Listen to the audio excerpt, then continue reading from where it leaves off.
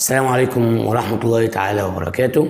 أهلا بكم في قناتكم المفضلة لا ميزون دو فرنسي.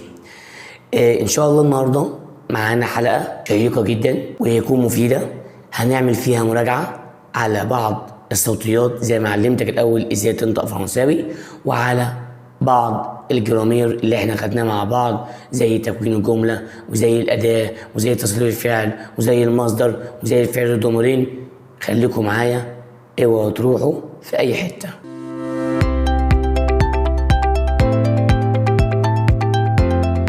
السلام عليكم ورحمه الله تعالى وبركاته. قبل ما نبدا حلقتنا ونقول احنا هنقول فيها ايه، احب اوجه اعتذاري عن التاخير في التصوير، ولكن ان شاء الله باستمرار هنصور ان شاء الله ونجيب كل ما هو جديد في اللغه الفرنسيه. نبدا حلقتنا النهارده ومع اول بدايه في القطعه اللي احنا جايبينها النهارده. جايب عباره عن قطعه صغيره فيها بعض التمارين، هنقول جمله جمله تظهر عندك على الشاشه ونشوف التفاصيل في كل جمله سواء صوتيات او جرامير. ظهر عندك على الشاشه زي ما انت شايف دلوقتي كده: جو مابيل احمد جو سوي بروفيسور. جو مابيل احمد جو سوي بروفيسور، او بروفيسور زي ما تنطق بالغين او من غير الار. نيجي نفصص الجمله الاولانيه. انا علمتك ان الجمله في اللغه الفرنسيه بتتكون من سوجي وفيرب وكومبليمون. الجمله الاولانيه فيها جو، ده سوجي فاعل، ومابيل ده الفيرب، وده احمد اللي هو الكومبليمون. علمتك جو مابيل احمد دي فعل مفعول. طيب تلاحظ ان جو بمعنى انا، جي بعديها ام، يبقى هي تكتب جي او من غير ابوستروف. طيب جو سوي بروفيسور، انا اكون مدرس. انت يا ميسي قلت جو سوي، جبت الدبل فا دي منين؟ اللي هي كلمه وي جبتها منين؟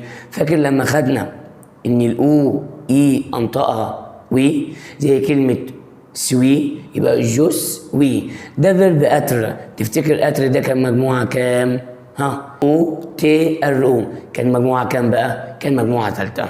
يبقى كده خدت اول جمله جو مابيل احمد جو سوي بروفيسور. طيب مابيل احمد ده كلمه يسمى احنا خدناها مع بعض. مين فاكر كلمه يسمى؟ اسمها صابيلي. ده كان فيرب مجموعه كام؟ مجموعه اولى، كان اخره او ار. فاكر لما قلت لك احذف الاو ار واحط مع جو ايه؟ او مع تو واس لحد الاخر، ده كان نهايه المجموعه كام؟ الاولى. طب الفيرب ده كان عادي ولا ذو ضميرين؟ لا، كان بادئ باس او او اس ابوستروف. مين فاكر يقول لي الاس او كان ليها تعريف؟ ايه تعريفها؟ حد فاكر؟ اقول لك تعريفها: هو ضمير مفعول بيتبع الفاعل في التصريف. الاس او مع جو هتحول الى ام او او ام ابوستروف. ده كان مجمل الجرامر والصوتيات اللي في اول جمله. جي 35 ans. جي 3 enfants. ظاهر على الشاشه جي 35 ans.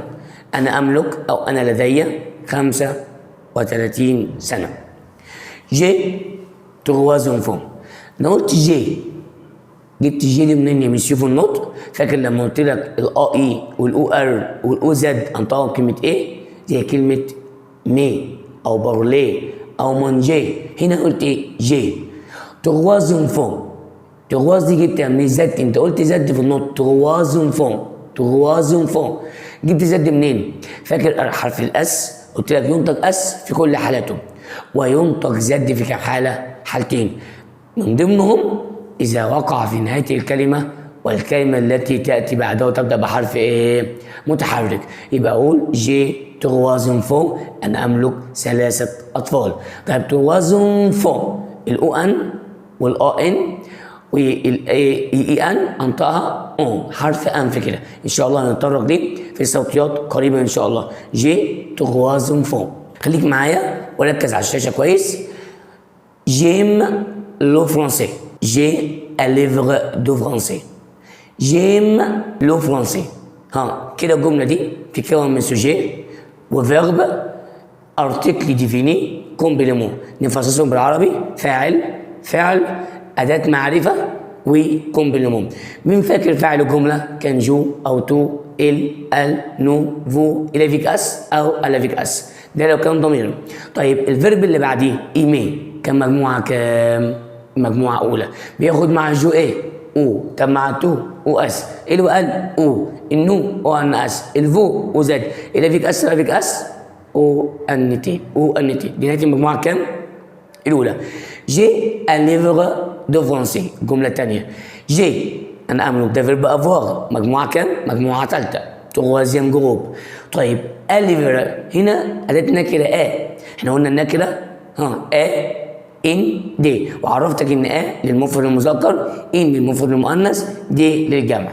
هنا اقول جي ان ليفر دو فرونسي، دي اقول عليها ان لو جه بعدها حرف متحرك، اعمل حاجه اسمها انشيمو، ربط الساكن بالمتحرك اللي بعديه. طيب هنا جي ان ليفر دو فرونسي، انا عندي كتاب فرنساوي.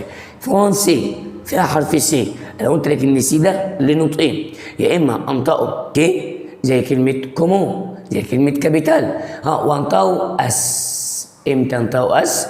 نقول اذا اتى بعده احد الحروف المتحركه الاتيه، الاي، الاو، الاجرج، او اذا اتى في اخره علامه السيداي زي كلمه جي اليفر دو فرونسي. جي ان امي، جي ان امي الي ايجيبسيان. هنفرق بين اداه النكره اللي هي قدام كلمه صديق، ونفرق بين اداه النكره اللي قدام كلمه ليفر. في الجمله الاولانيه اللي فاتت انا قلت جي اليفر، انا عندي كتاب الثانيه قلت جي انامي. الاولانيه اليو ان جه بعدها، اليو ان دي جه بعدها حرف ساكن، قلت اليفر.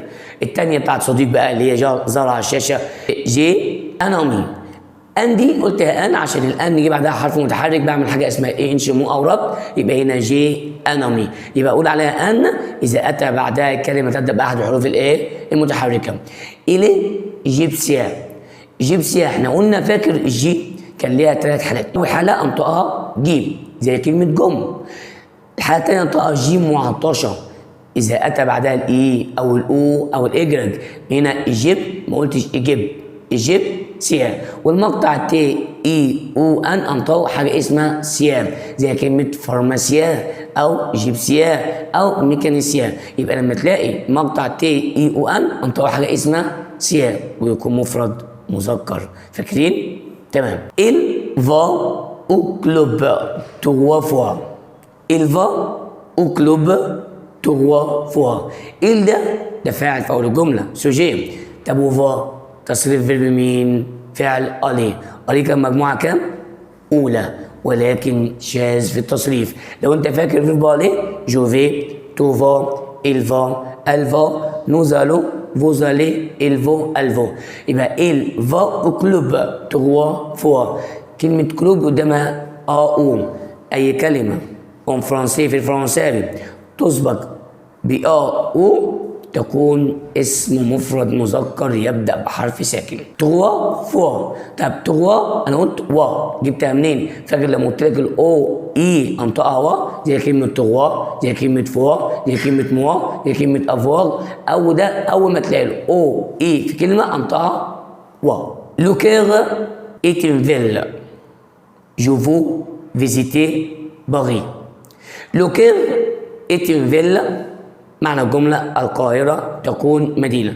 لو كير ايتن فيلا، تلاحظ هنا جايب لي أداة نكرة مؤنثة او رغم ان القاهرة في أول الجملة مذكرة، بس بعلمك ان الأداة بتتبع اللي بعديها. اللي بعدها هنا بعد كلمة فيل مدينة، اسم مفرد مؤنث. يبقى لما اقول له كير اي نقط فيل نختار ولا ان؟ نختار ان عشان بعد النقط اسم مفرد مؤنث. وزي ما علمتك ان الاداه بتتبع اللي بعديها، بعديها مذكر حط لها بعديها مؤنث حط لها ان، بعديها جمع حط لها دي. وعرفتك ان الجمع كان اخره اس او اكس او زد. جوفو فيزيتي باري. نيجي نفصص الجمله كده. جوفو جبت فو منطقه كده مضمومه، فاكر لما قلت لك ان الاو والاو والاو انطقهم حرف الاو، يبقى جو فو تصريف فيرب فولوار، انا اريد. فيزيتي انا اريد زياره باريس. هنا فيزيتي جت مصدر، مين فاكر المصدر؟ هو ايه تعريفه؟ هو الفعل بدون اي اضافات. المصدر ده كان مجموعه كام؟ اولى ولا تانية ولا تالتة؟ ده يا ميسي ده كان اولى وتانية وايه وتالتة. طيب ايه اللي خلى المصدر ده جه هنا في الجمله دي؟ مين فاكر حالات المصدر؟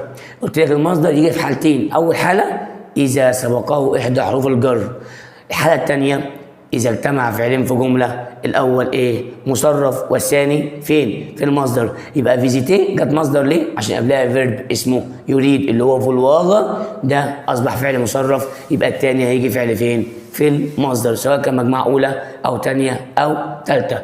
طب لو كان المصدر ده ذو ضميرين، إيه العمل يا مسيو؟ يراعى تصريف ضمير المفعول على حسب مين؟ فاكر؟ على حسب الفاعل. تمام زي الفل. جو فودون إليسون. جو فودون إليسون.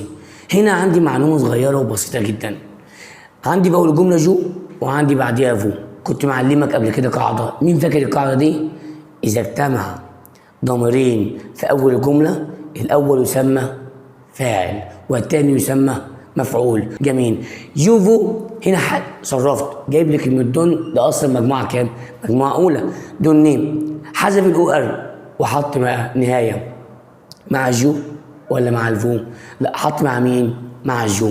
زي ما قلت لك إذا اجتمع ضميرين في أول الجملة، الأول يسمى فاعل والثاني يسمى ضمير مفعول. مونامي إموا إيمو لوزبرت. مونامي إيموا إيمو لوزبرت. إيه الملحوظة اللي في الجملة دي؟ مونامي ده صديقي، ينفع سوشي في أول الجملة. إيموا وأنا، كنت معلمك قبل كده قاعدة صغيرة، اسمي زي إيه؟ موا بيساوي إيه؟ نو. يعني الفعل اللي جاي ده مجموعة أولى إيمي، حذف الأور وحط مع اسم زائد موا اللي هو مونامي إيموا نهاية أو أن أس. طب اسم زائد توا بيساوي فو، يعني تاخد نهاية أو زد. يبقى مونامي إيمو لو سبور، يبقى صديقي وأنا نحب الرياضات. ده كان مراجعة بسيطة على اللي احنا خدناه كصوتيات وكبعض الجرامر اللي احنا خدناه. ان شاء الله الحلقة اللي جاية هتكون حلقة خاصة بمنهج الجرامر للصف الثالث الثانوي. حلقة هنكون فيها مراجعة على بعض الأفكار الخاصة بالوحدة الأولى من مراجعة المستقبل أو مراجعة الألعاب الرياضية أو مراجعة زمن الأمر أو أسلوب الأمر أو الفوتير بروش المستقبل القريب أو إن شاء الله لو باسي روسو الماضي الحديث. والسلام عليكم ورحمة الله تعالى وبركاته.